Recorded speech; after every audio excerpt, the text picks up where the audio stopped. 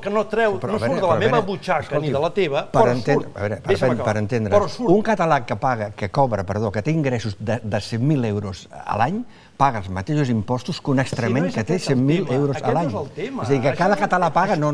Hi ha uns catalans que paguen molt, d'altres que paguen poc i d'altres que no paguen res. Això és un tema impositiu, si no és aquest el tema.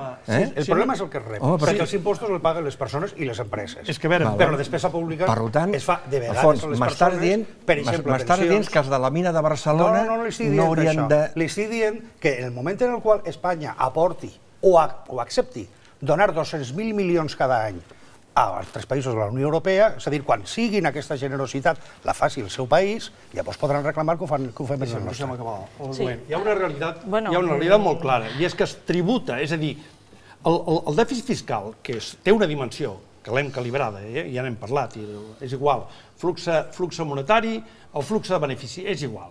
12 per 25 anys, això puja bilions, i aquests bilions es reparteixen pel número de persones, i vol dir que sota mà, sota corda, cada català, d'alguna manera, tributa un afegit.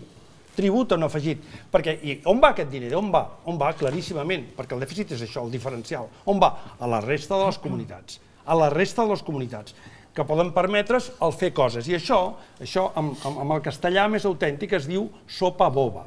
I quan s'institucionalitza la sopa boba, no porta cap puesto. I, a més, deixen que continuï en quant al tema de que ens compren. Clar que ens compren. Per això, un dia en Sala Martín ho va explicar molt clar i té tota la raó. Això és com si tu m'atraques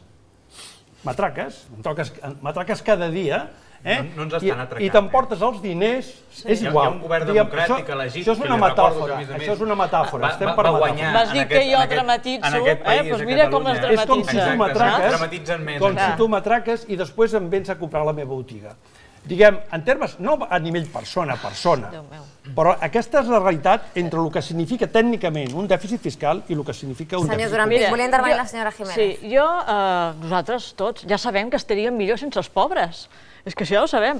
Ara el Miquel m'acaba d'aixafar una mica l'argument, però és cert, vull dir, hi ha uns barris que estarien molt millor si no tinguessin que finançar el Besòs, la mina, totes aquestes. Clar, jo soc de Tarragona. Suposo que vostès, la gent de Girona, la gent de Barcelona, home, potser també, no? Vull dir, hi ha llocs que no tiren tant del carro com els altres.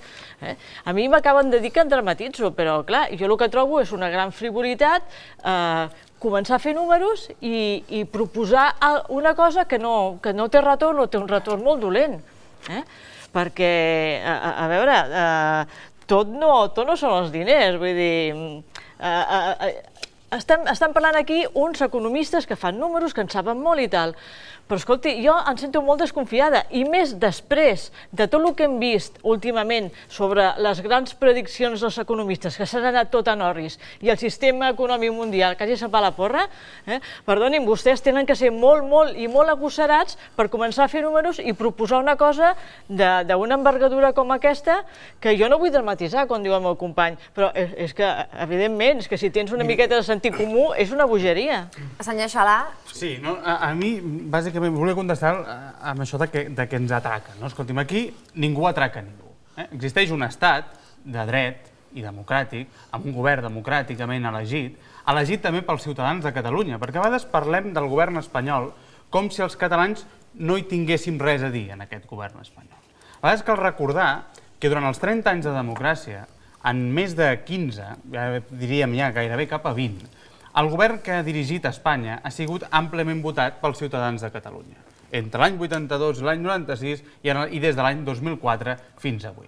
És a dir, que els ciutadans de Catalunya, lliurement i votant bastant massivament normalment, han donat suport a un govern espanyol que després ha aplicat unes determinades polítiques. Per tant, d'entrada, no es pot parlar d'atracadors com si fossin uns altres, no. Aquest govern espanyol que ha existit, normalment fins i tot l'hem elegit nosaltres. I no només això, sinó que, a més, altres grups catalans, com Convergència i Unió, com Esquerra Republicana, hi han donat suport a les polítiques d'aquests governs que ens governen des d'Espanya perquè nosaltres els hem votat.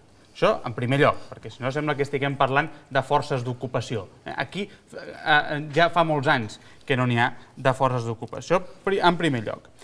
I després, sobre si els catalans som independents o no, perquè hem volgut, tot cas, tindrem les nostres opinions sobre què va passar al primer terç del segle XX, però en tot cas en els últims 30 anys no ho som perquè no ho hem volgut ser. I no hi ha hagut mai una majoria al Parlament de Catalunya que s'expressés en aquesta direcció.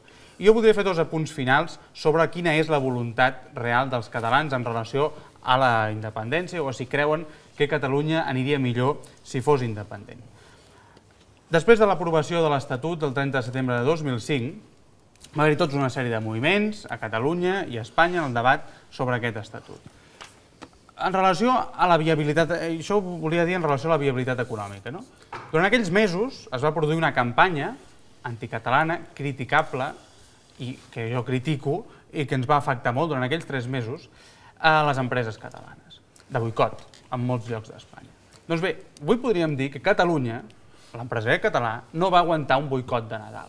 És a dir, dic això perquè m'agradaria posar l'accent en com s'hi arriba a una situació d'independència. Aquí s'està parlant d'economia, de la viabilitat econòmica, no ho nego pas.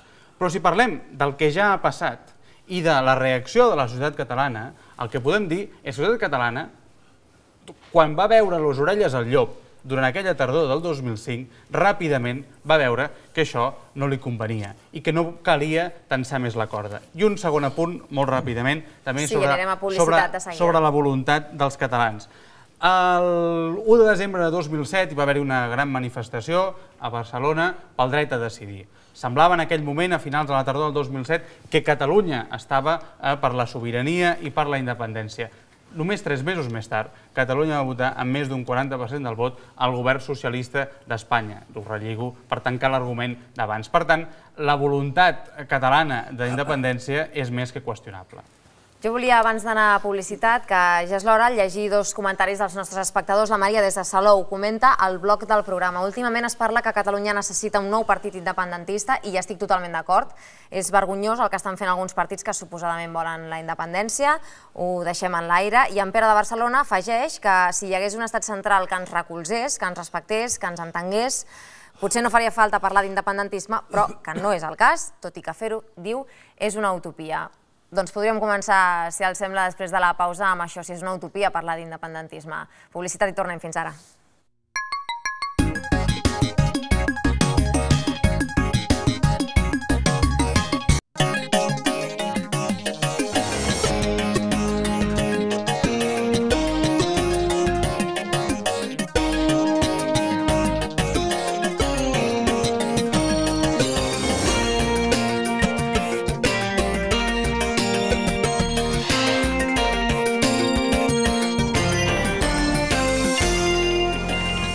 Catalunya aniria millor si fos independent, seguim els uns i els altres. Ens quedàvem amb missatges dels nostres espectadors que deien que això de la independència és una utopia. Té la paraula el senyor López Tena.